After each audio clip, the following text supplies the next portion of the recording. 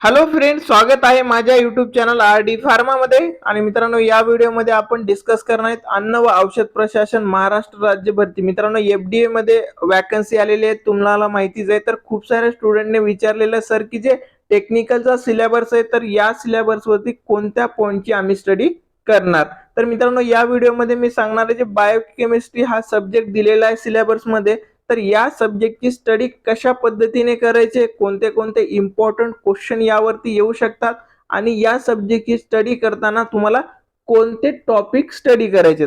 तर मित्रांनो, खूप साऱ्या स्टुडंटने विचारलं सर की सब्जेक्ट दिलाय तर स्टडी काय करणार. तर या व्हिडिओमध्ये तेच आहे, कशा पद्धतीने अभ्यास करणार, कोणत्या प्रकारचे क्वेश्चन बायोकेमिस्ट्री या सब्जेक्ट वरती येणार, कोणत्या टॉपिकचा अभ्यास करणार. तर मित्रांनो, एफडीए च्या एक्झाम मधला जो बायोकेमिस्ट्री हा सब्जेक्ट असणार आहे, याच्याबद्दलची सर्व डिटेल मित्रांनो या व्हिडिओमध्ये तुम्हाला भेटणार आहे.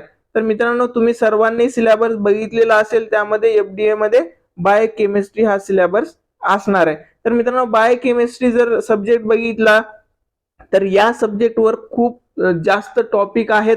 तर मित्रांनो, आपण या व्हिडिओमध्ये जे मी टॉपिक सांगणार आहे, तर या टॉपिकवर ते एक क्वेश्चन 100% येऊ शकतं. जसं की मी इथे पहिले जे टॉपिक सांगितले ते विटॅमिन. आता विटॅमिन जे आहे ना, हा खूप इम्पॉर्टंट टॉपिक असणार आहे. तर यावरती मित्रांनो तुम्हाला एक्झाम मध्ये 100% एक क्वेश्चन तर दिसणार.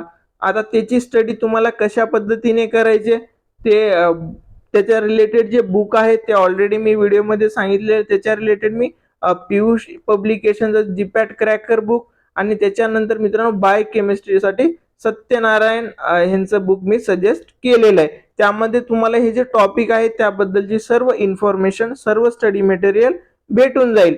तर मित्रांनो, जर बायोकेमिस्ट्रीच्या टॉपिक बद्दल बोललं तर त्याच्यात पहिल्यांदा जे इम्पॉर्टंट टॉपिक असणार आहे ते म्हणजे विटॅमिन.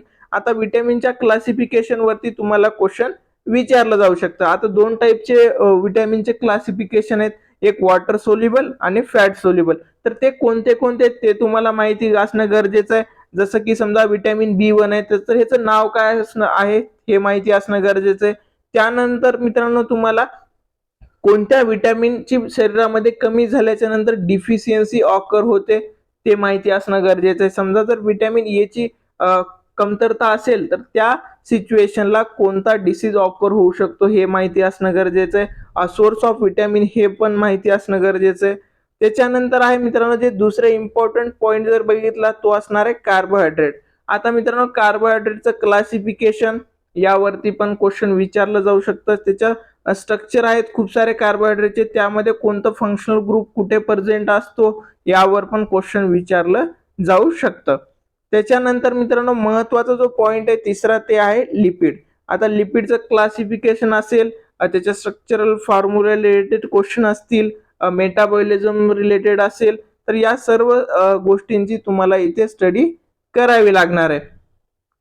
त्यानंतर मित्रांनो, बायोकेमिस्ट्री सब्जेक्ट मधला महत्वाचा पॉइंट जर बघितला तो म्हणजे कोणता असणार आहे, अमायनो ऍसिड. तर अमायनो ऍसिड कोणत्या कोणत्या टाईपचे अमायनो ऍसिड असतात आणि या मित्रांनो अमायनो ऍसिड मध्ये कोणता ग्रुप प्रेझेंट असेल यावरती पण क्वेश्चन विचारलं जाऊ शकतं.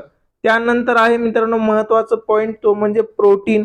प्रोटीन सिंथेसिस वर असेल क्वेश्चन. त्याच्यानंतर क्लासिफिकेशन वर पण असू शकतं. त्याच्यानंतर महत्वाचा पॉइंट बघितलं जर नेक्स्ट तर तो असणार आहे न्यूक्लिक ऍसिड. त्यानंतर आहे मित्रांनो इम्पॉर्टंट पॉइंट एन्झाईम. तर मित्रांनो, हे जे आहेत हे टॉपिक असणार आहेत. यामध्ये स्टडी करण्यासाठी तुम्हाला खूप सारा सिलेबस असणार आहे. म्हणजे मी फक्त हे सिंपल पॉइंट इथे ऍड केलेले आहेत. तर हे तुम्ही ऍक्च्युअल मध्ये ज्यावेळेस सिलेबस मध्ये स्टडी करताल तर त्या रिलेटेड खूप सारं इन्फॉर्मेशन तुम्हाला तिथे असेल. खूप सारे एमसीक्यू क्वेश्चन या पॉइंट वरती क्रिएट होऊ शकतात. तर तुम्हाला स्टडी करताना त्या गोष्टी बघाव्या लागतील की कोणत्या पॉइंटवर कशा पद्धतीचे एमसीक्यू येऊ शकतो. त्याच्यानंतर मित्रांनो, जर महत्वाचा पॉइंट बघितला तर ते असणार आहे मेटाबॉलिझम. आता मेटाबॉलिझम मध्ये जे वरचे सर्व टॉपिक आहेत त्याच्या रिलेटेड क्वेश्चन असू शकतं. Metabolism of vitamin, carbohydrate, lipid असेल, त्याच्यानंतर अमायनो ऍसिड असतील, त्याच्यानंतर झिनोबायोटिक्स असेल. त्यानंतर मित्रांनो महत्वाचं पॉइंट असणार आहे ते म्हणजे हार्मोन. हार्मोन पण बायोकेमिस्ट्री मध्ये इन्क्लूड होतं. त्याच्यानंतर आहे डीएनए रिप्लिकेशन, रिकॉम्बिनेशन आणि डीएनए रिपेअर. त्याच्यानंतर आहे मित्रांनो ह्युमन जिनोम जीन थेरपी, त्याच्यानंतर महत्त्वाचा पॉईंट असणार आहे इम्युनॉलॉजी, आणि त्याच्यानंतर मित्रांनो बायोकेमिस्ट्रीमध्ये तुम्हाला माहितीच आहे वेगवेगळे पाथवेज असतात आणि वेगवेगळ्या सायकल आहेत, जसं की क्रेब सायकल असेल, यावरती पण तुम्हाला क्वेश्चन येऊ शकतो. तर हे जे 13 पॉईंट मी इथे या व्हिडिओमध्ये सांगितलेले आहेत, तर मित्रांनो हे सर्व IMP पॉईंट आहेत. हे जर तुम्ही व्यवस्थित स्टडी केलं तर बायोकेमिस्ट्रीचा जो जे क्वेश्चन तुम्हाला क्वेश्चन पेपरमध्ये येणार आहेत ते 100% तुम्ही सॉल्व्ह करू शकता आणि तुमचा 100% या सब्जेक्टमध्ये रिझल्ट येणार आहे. त्याच्यानंतर आणखीन एक खूप महत्वाचा पॉइंट आहे ज्यावर एखादा क्वेश्चन येऊ शकतो, ते म्हणजे आहे मित्रांनो केमिकल टेस्ट.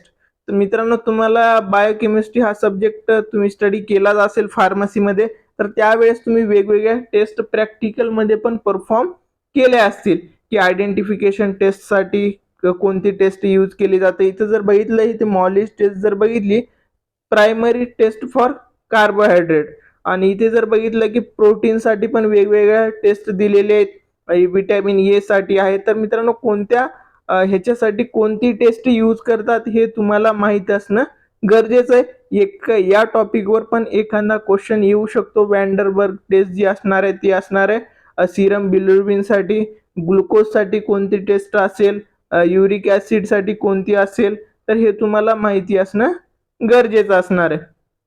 त्याच्यानंतर आपण काही MCQ क्वेश्चन बघू की कशा पद्धतीचे क्वेश्चन यावर विचारू शकतात. तर ह्याच्यामध्ये पहिलं क्वेश्चन जर बघितलं, ग्लायकोलायसिस टेक्स प्लेस इन, तर मित्रांनो ग्लायकोलायसिस हे कुठे होतं, तर त्याचं जर ऑप्शन ए बघितलं मायटोकॉन्ड्रिया, सायटोप्लाझम रेटिक्युलम, रायबोझोम्स आणि सायटोप्लाझम. तर मित्रांनो याच्यामध्ये ऑप्शन डी हा करेक्ट असणार आहे, सायटोप्लाझम मध्ये ग्लायकोलायसिस की होतं. त्याच्यानंतर मित्रांनो दुसरं क्वेश्चन जर बघितलं, which of the following is sulphur containing amino acid. मी जसं पॉईंट तुम्हाला सांगितलेले की अमायनो ऍसिडवर पण क्वेश्चन विचारलं जाऊ शकतात, तर इथे जे क्वेश्चन आहे त्याच्यामध्ये सल्फर ग्रुप कोणत्या अमायनो ऍसिड मध्ये प्रेझेंट आहे विचारलेलं आहे. सल्फर कंटेनिंग अमायनो ऍसिड कोणतं आहे, तर याच्यामध्ये बघितलं option A, option B, option C tryptophan, option